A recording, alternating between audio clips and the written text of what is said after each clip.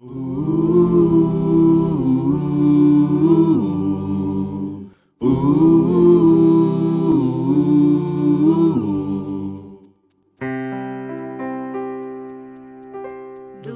teu falar,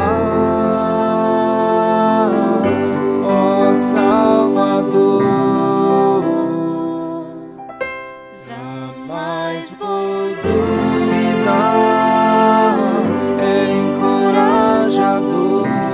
Alimento Diário, Série E, A Igreja, Coluna e Base da Verdade. Título do volume 3, Deus Manifestado na Carne. Autores, André Dong e Miguel Mar. Título da semana 4, Tu, ó Homem de Deus. Terça-feira. Ler com oração 1 Timóteo 5,17, que diz: devem ser considerados merecedores de dobrados honorários os presbíteros que presidem bem, com especialidade os que se afadigam na palavra e no ensino. Qualificações dos presbíteros.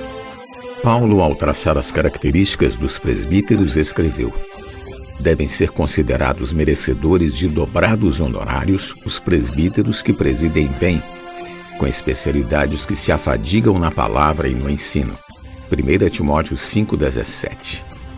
De forma prática, podemos ver nesses irmãos mais crescidos duas características que, andando juntas, quer sendo uma mais desenvolvida que a outra. Presidir bem, isto é, administrar e cuidar das coisas de Deus. E segundo, afadigar-se na palavra e no ensino, cuidando das pessoas e alimentando-as. Além disso, o versículo nos mostra que a igreja, ao receber os cuidados dos presbíteros, deve também cuidar deles. Temos, portanto, uma história maravilhosa em que aqueles que cuidam da casa de Deus também recebem seus cuidados. Os presbíteros são estabelecidos entre os irmãos que possuem maior crescimento de vida. Isso, porém, é relativo. Vamos considerar que em determinada igreja há um grupo de irmãos dentre os quais um é mais crescido. A este não é concedida a posição de presbítero por ser plenamente maduro, mas por ser mais crescido que os demais. Ele se preocupa com os irmãos e com as coisas de Deus, por isso é colocado à frente. Às vezes um irmão muito novo é colocado à frente e, infelizmente, problemas acabam ocorrendo. Temos, portanto, que estar à frente da igreja não é sinônimo de maturidade espiritual, mas significa tão somente que esse irmão amadureceu um pouco mais. Costumo dizer aos irmãos responsáveis, especialmente de igrejas recém-levantadas, o seguinte: não que vocês sejam mais maduros, são apenas menos verdes. Imaginem uma colheita de mangas todas verdes, contudo entre elas algumas com leves manchas amareladas, indicando que são um pouco mais maduras. Elas não estão totalmente maduras, somente menos verdes. É muito importante percebermos isso para termos humildade e não nos julgarmos superiores aos demais. Por isso, se alguém julga saber alguma coisa, com efeito não aprendeu ainda como convém saber. Mas se alguém ama a Deus, esse é conhecido por ele. 1 Coríntios 8, 2 e 3. Estar à frente não é igual a saber tudo. É preciso manter a humildade e ter o contínuo desejo de aprender. Com essa atitude, seremos usados por Deus. Servir ao Senhor não se resume a simplesmente desejar servir. O mais importante é Deus querer usar-nos. Se formos adequados diante de Deus, Ele terá o desejo de nos usar. Os irmãos que estão à frente também possuem fraquezas e erram. Essa é a razão de Timóteo receber a seguinte orientação: não aceites denúncia contra presbíteros, senão exclusivamente sob o depoimento de 2 ou 3 testemunhas. 1 Timóteo 5,19. Se houver problema, 2 ou 3 testemunhas devem ser ouvidas. Essa é a maneira adequada de lidar com as situações e minimizar os erros. Basear-se somente no depoimento de uma pessoa é muito perigoso. Quando um presbítero ou um irmão que está à frente vive no pecado, e isso passa a ser do conhecimento de todos, deve ser repreendido igualmente na presença de todos. Quanto aos que vivem no pecado, repreende-os na presença de todos, para que também os demais temam. 1 Timóteo 5:20. Por quê? A correção deve estar dentro da esfera do dano causado. Se alguém que está à frente cometer tais erros, não é somente uma questão de fraqueza pessoal, pois causa danos a outros.